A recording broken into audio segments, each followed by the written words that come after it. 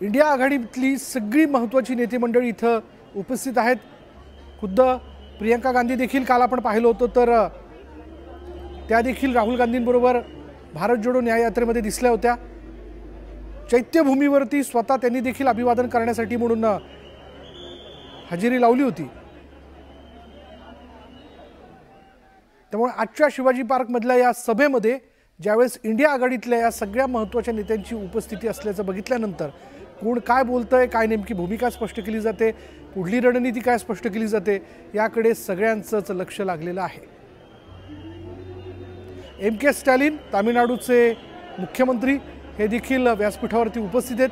त्यामुळे एकूणच या सभेतील नेत्यांच्या म्हणजे एवढ्या मोठ्या नेत्यांच्या उपस्थितीवरनं या सभेचा अंदाज एक आपल्याला लावता येतोय किंवा या सभेचा एकूण आवाका कशा पद्धतीने असणार आहे याबद्दल आपल्याला कल्पना येते।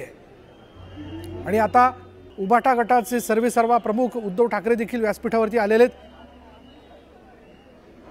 आणि खरं तर या सभेतल्या त्यांच्या या उपस्थितीवरनं विरोधी पक्षाकडून देखील टीका केली जाते की ज्या शिवतीर्थावरती ज्या शिवाजी पार्कवरती दसरा मेळाव्यामध्ये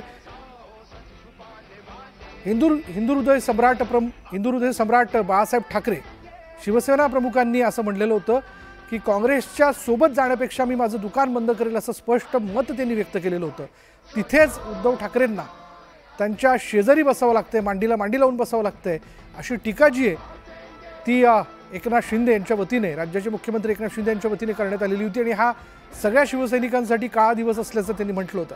पण दुसरीकडे आता आपण बघतोय की या व्यासपीठावरती उद्धव ठाकरेंची आवर्जून उपस्थिती आहे।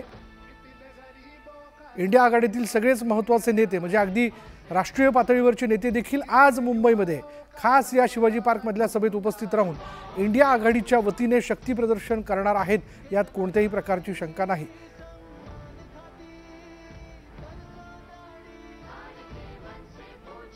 त्यामुळे आता बघायचं की या सभेत खुद्द उद्धव ठाकरे असतील, इतरही नेते मंडळी असतील आणि खास करून राहुल गांधी असतील, काय बोलतायत, काय मत मांडतायत याकडे सगळ्यांचं लक्ष आहे।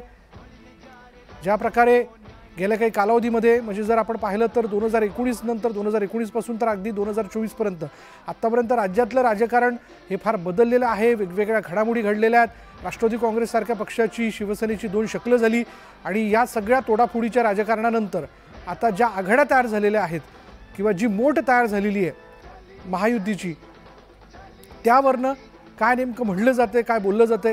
कारण याच इंडिया आघाडीची मोठ बांधण्याकरता ममता बॅनर्जींनी पुढाकार घेतला होता, पण त्याच आता इंडिया आघाडीतनं बाहेर पडलेल्या आहेत। त्यांनी पुन्हा एकदा या लोकसभा निवडणुकांच्या दृष्टीने 26 जागांच्या बाबतीत म्हणजे पश्चिम बंगालमध्ये 26 जागा ज्या आहेत लोकसभेच्या त्या बाबतीत एकला चलो रेचा नारा दिला आणि पुन्हा एकदा त्यांनी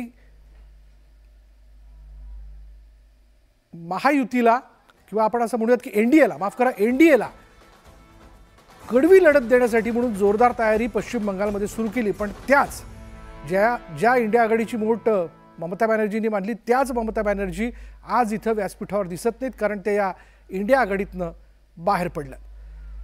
या इंडिया आघाडीमध्ये आपण आरपीआय मधले जे वेगवेगळे गट आहेत त्यांचे नेते मंडळी देखील इथं उपस्थित असल्याचं बघतोय।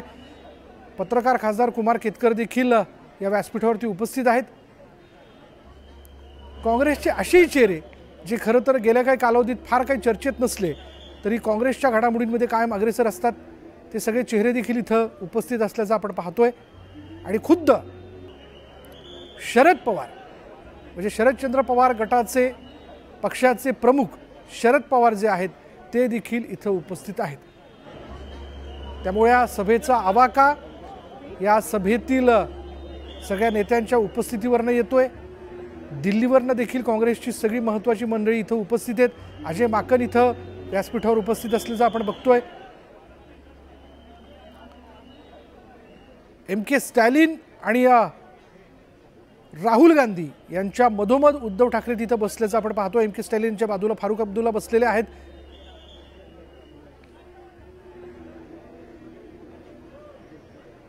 त्यामुळे डाव्या विचारसरणीशी जवळीक साधणारे डाव्या विचारसरणीतले सगळेच घटक पक्ष त्या घटक पक्षाचे नेते या इंडिया आघाडीच्या बैठकीत या सभेला उपस्थित आहेत। त्यामुळे आज राज्यातील महाविकास आघाडी, राष्ट्रीय पातळीवरची इंडिया याच्या प्रचाराचा नारळ जो आहे तो आज या व्यासपीठावरती फोडला जाईल, तो वाढवला जाईल।